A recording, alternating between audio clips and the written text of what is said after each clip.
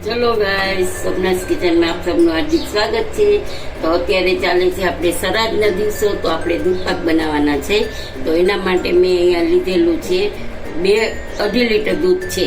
તો આપણે gas on કરશું અને આપણે એમાં દૂધ ઉકળે પછી આપણે ખાંડ અને ચોખા, મેં ચોખા છે ને આવી રીતે ચોખા પલાળી દીધા છે, 5-10 મિનિટ વહેલા પલાળી દેવાના, પછી આપણે એમાં નાખવાના છે દૂધ ઉકળે ત્યારે। તો હવે જો આપણે દૂધ ઉકળશે પછી બધું પ્રોસીજર થશે।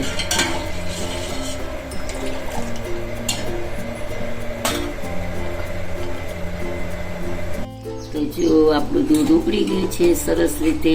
હવે આપણે એમાં અડધું બાઉલ ખાંડ નાખી દઈશું, પછી જોઈ લેવાનું, મોરો લાગે તો પાછું નાખી દેવાનું, પછી ચલાવી લેશું આપણે સરસ રીતે।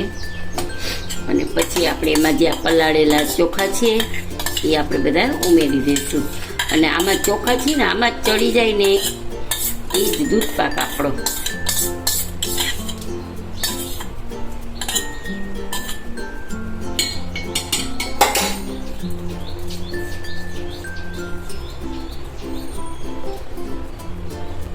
હવે છે ને આને થોડી વાર આપણે ચલાવતું રહેવું પડશે, ને તો બેસી જવાની શક્યતા રહે।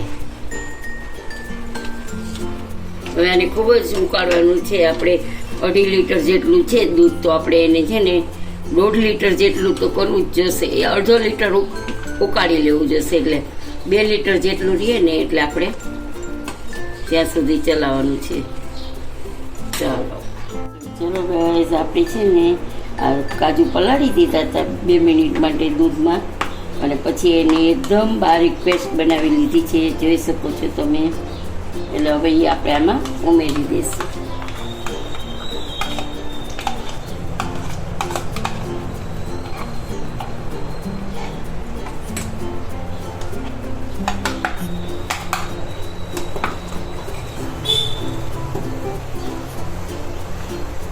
દૂધ પાકને આપણે ચલાવતા તો રહેવું જ પડશે।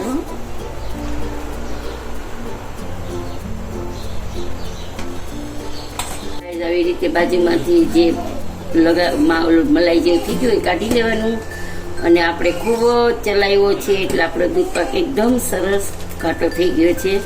તો હવે આપણે એમાં ચારોલી ઉમેરી દઈશું। ચારોલી વગરનો તો દૂધ પાક નકામો છે, એટલે આપણે ચારોલી તો જોઈએ જ। તો હવે 2 મિનિટ ચારોલી નાખી છે, તો 2 મિનિટ રહી અને આપણે ગેસ હવે બંધ કરી દઈશું। આપણે ગેસની હવે આપણો દૂધ પાક સરસ ઉકળી ગયો છે, તો હવે ગેસ બંધ કરી દઈએ છીએ। ઓકે ચલો ગાઈસ, આજે આપણે દૂધ પાકની રેસીપી બનાવી છે, તો તે દૂધ પાક તૈયાર થઈ ગયો છે। તો તમે જોઈ શકો છો કે કેટલી થિકનેસ છે, બહુ વધારે ઘાટો થઈ ગયો છે, સરસ। તો આજની રેસીપી તમને કેવી લાગી તે તમે જરૂરથી જણાવશો। સબસ્ક્રાઈબ કરજો, લાઈક કરજો અને શેર કરજો, અને કમેન્ટમાં જરૂરથી બતાવજો કે આજનો દૂધ પાકનો વિડીયો તમને કેવો લાગ્યો। જય શ્રી કૃષ્ણ।